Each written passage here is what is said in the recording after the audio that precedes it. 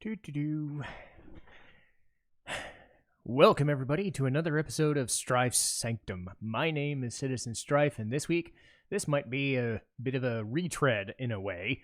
I haven't done all 3 episodes of the Phoenix Wright Trilogy, but we just finished uploading all the videos, and we have, by the time this is going to go out in a few weeks.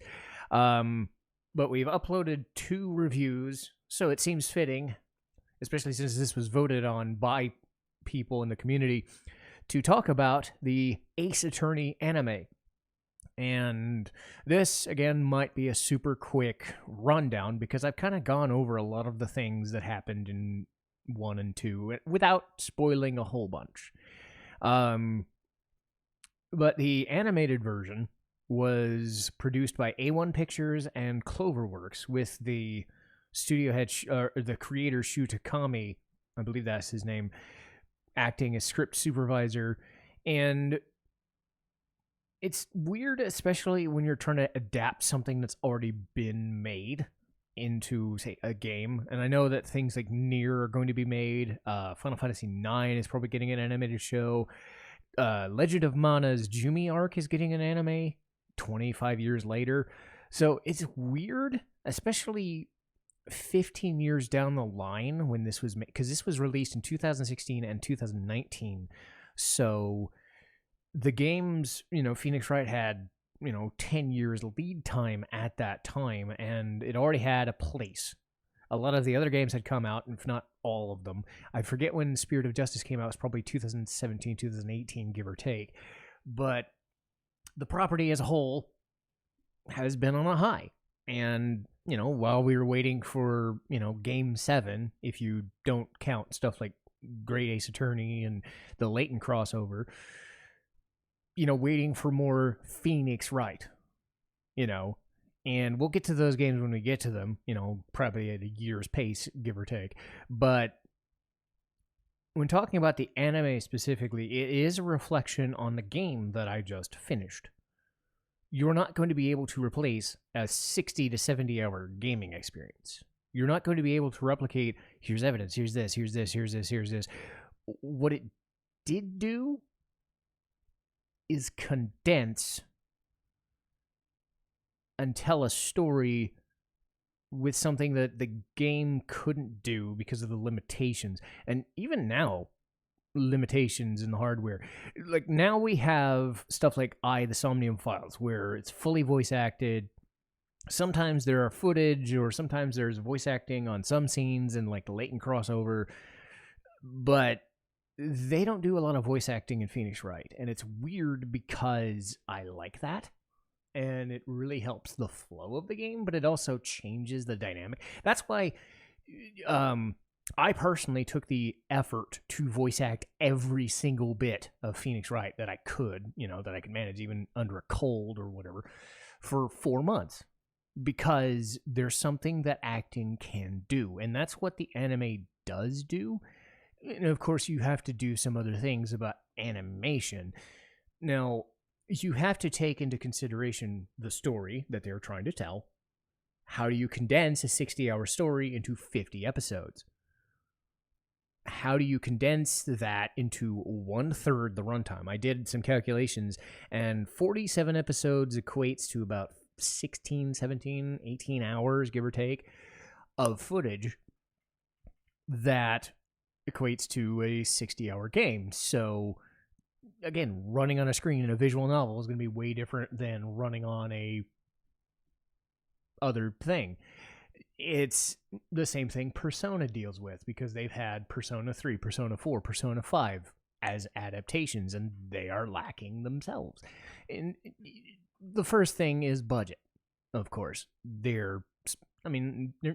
Phoenix Wright's a smaller studio than Persona, I would think. But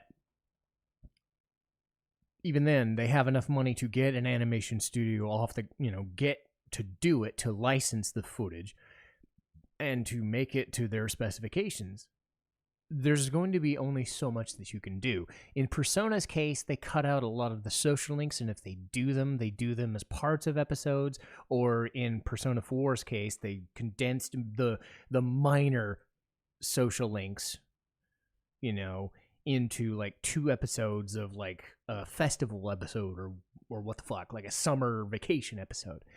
Phoenix Wright, you're asked to take the investigation phase and the trial phase and mix and match them into episodes. And in again, much like I did with my episodes, like every case is going to be a different story. A certain case might be 4 or 5 episodes, and then you get to the trial, and you do 2 episodes, and you do that, or they have to change the order of the episodes to fit a thing. I know that the Maggie Bird episodes were put together as opposed to being parts of game 2 and 3.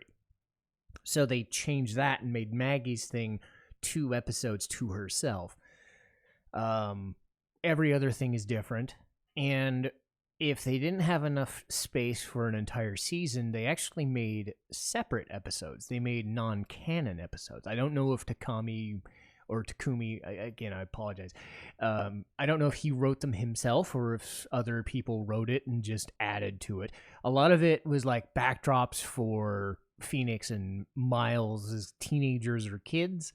There was a case aboard a train, like a locomotive. Like they were kidnapped on a train. It was like a train heist meets a trial. And it's a cool idea, but at the same time, it's not the cases. It's not the meat of the game. And I've had issues with, say, some of the filler cases, 2, 3, 3, 3, 2, because they were more comedic. They weren't the big ones, 1, 4, 2, 4, 3, 4, 3, 5, Those are the ones that are going to have a lot of meat on their bones, and the filler cases are there. Every case is there. Everybody has a place, and every character is voice acted, but at the same time, how much can they really get? And you can tell that in the anime version, they have to cut corners. You're kind of speed reading a lot of the dialogue. You're not investigating a lot of the side stuff. In the game, you can investigate every little nook and cranny of the screen, provided the pop-up hits. You can talk to Maya or Mia or Pearl about tons of shit, and then you can discuss it, and then there's back and forth and back and forth. What I do think helps is the trial. The trials are a lot quicker. The investigations, you get to learn about the characters more. The trials, I think you struggle in the sense that you want to dig into every little nook and cranny of the case and the how they did it and whatever. And they condense it. But the pacings of the trials are also better because, as we saw with some of those episodes in the game, they can take 45 minutes to an hour and a half. And then sometimes 2.5 hours stretched off 3 episodes.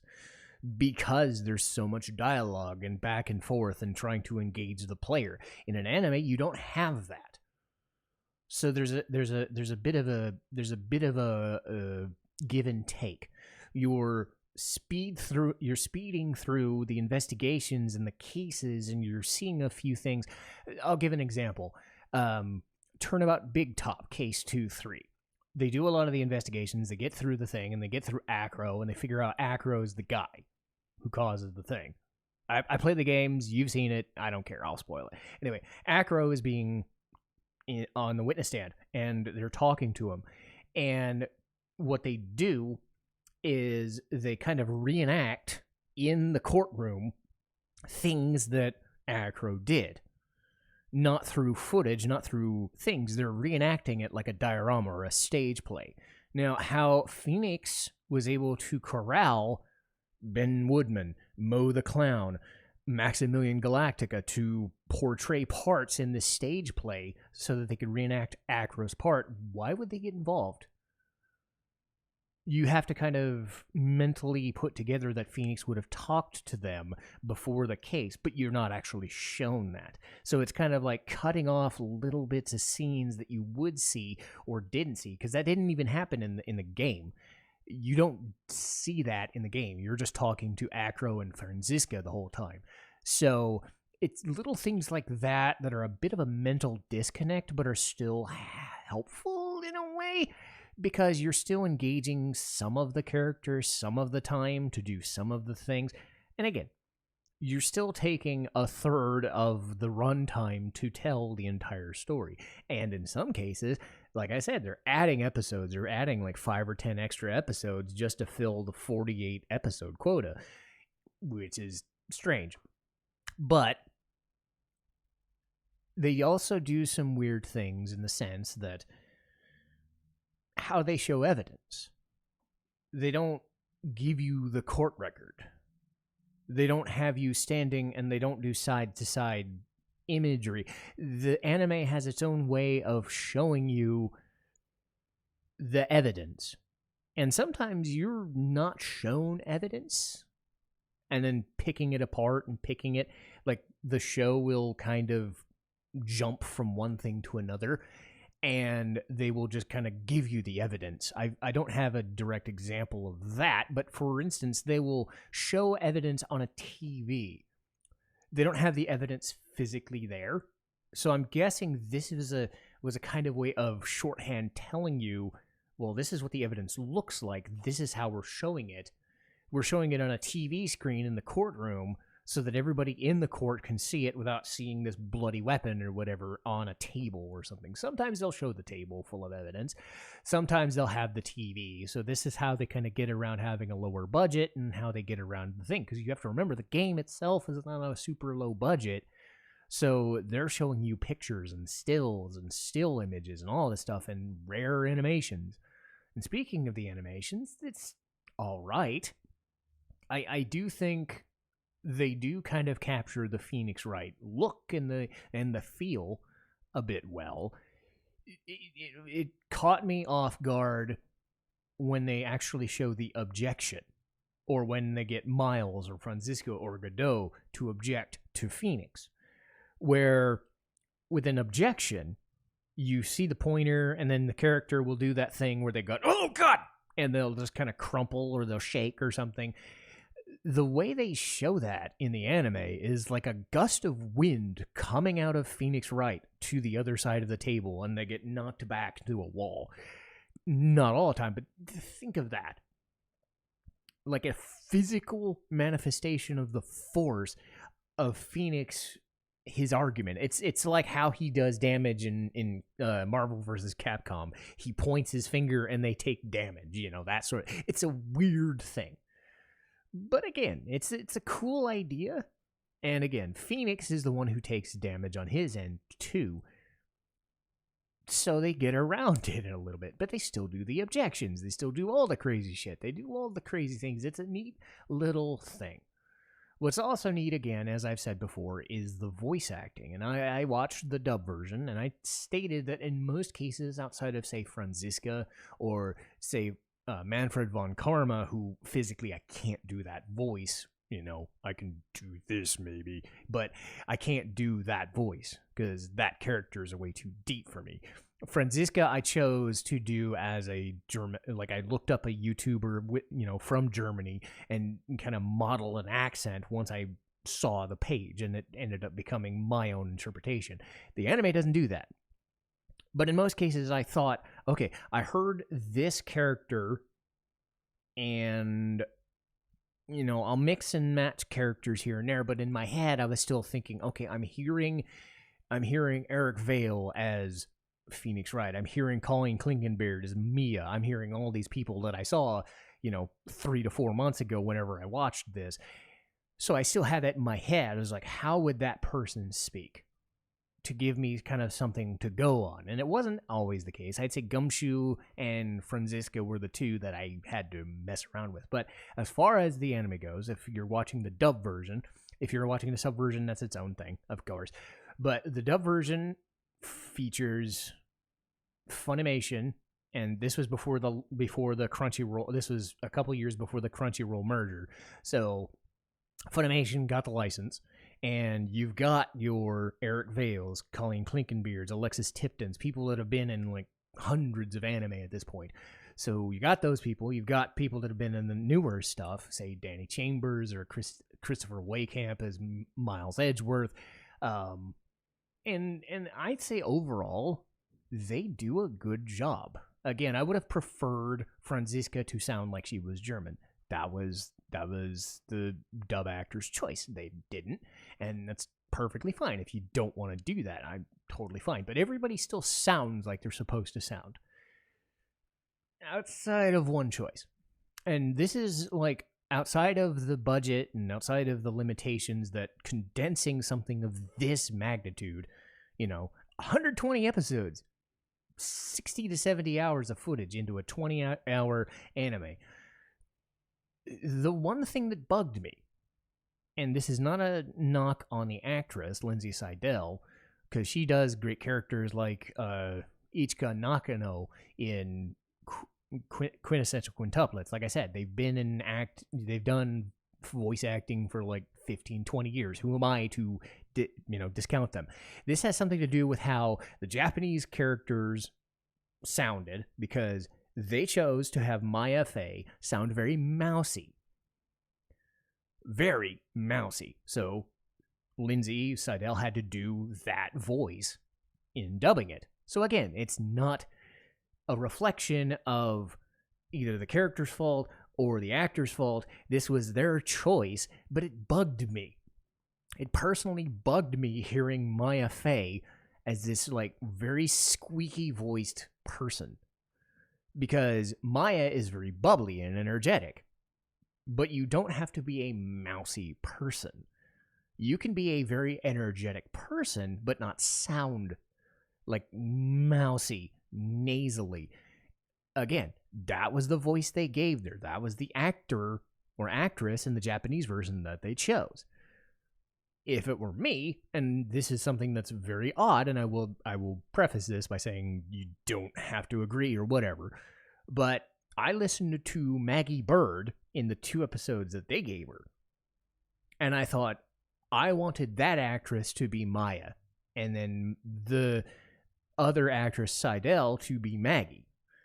So if you would have switched around those characters, you would have had Maya for 40, 50 episodes as energetic but lively but not mousy, and then Maggie for a couple of episodes being, kind of mousy, and it would have been less of an annoyance. It was more of a personal choice because I listened to the Leighton crossover game, and Maya sounded like a higher-pitched woman, but still not a mousy girl. She sounded energetic and fun, but again, that's a personal nitpick. Is the show amazing by any means? No. I still think if you've never played Phoenix Wright, you should play the games first. If you don't have the chance to do it, if you don't have the access, which now that the games are on PS4, you have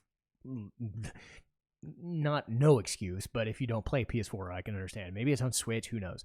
If you don't have time to devote to that, or you don't have time to watch it on YouTube or whatever, if you've never experienced Phoenix Wright, you're still going to get all of the Phoenix Wright stuff. You're not going to get every little bit. You're not going to get every little joke, every little nuance, every little thing, but you're going to get it kind of condensed, a speed reader's version of the show, of the game.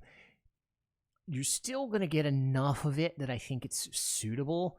I don't think it's the greatest thing in the world, though. The animation quality is certainly substandard, even by anime standards, because it's a lower budget show. It's a low budget adaptation. It's not like super choppy, but they do cut a lot of corners. But the actors are certainly fine. My issues with Maya notwithstanding. Again, that was not a character or an actor thing. That was just a personal nitpick or preference. But compared to what could be, it could be better, but it could also be way worse. You could do way worse than watch it and think, okay, they could have done this, or the other episodes don't really mean anything, so I'm not going to watch them or whatever, but you're still going to get all 3 main games and every main story, and you're still going to get the most out of it. I don't think it's going to replace the game. It's just a different way of experiencing that story. So it's suitable for people who are new to Phoenix Wright, who've never played the games and want to try it maybe the first time, and then get into the games proper. It's definitely not quite perfect. I will say that much. I've seen way better and I've seen way worse. So keep that in mind. That said, if you want to watch Phoenix Wright stuff, I would highly suggest my playthrough of it. Or anybody's playthrough of it. I mean, but whatever. Anyway, I did want to get that out there because that was on my mind right away. I wanted to record this on a Saturday. I normally record these on Monday mornings, but I thought, hey, I had it on my brain. I'm going to record it. So I did.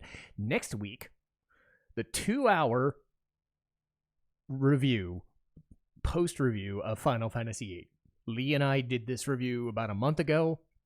We busted through Final Fantasy VIII way quicker than we thought.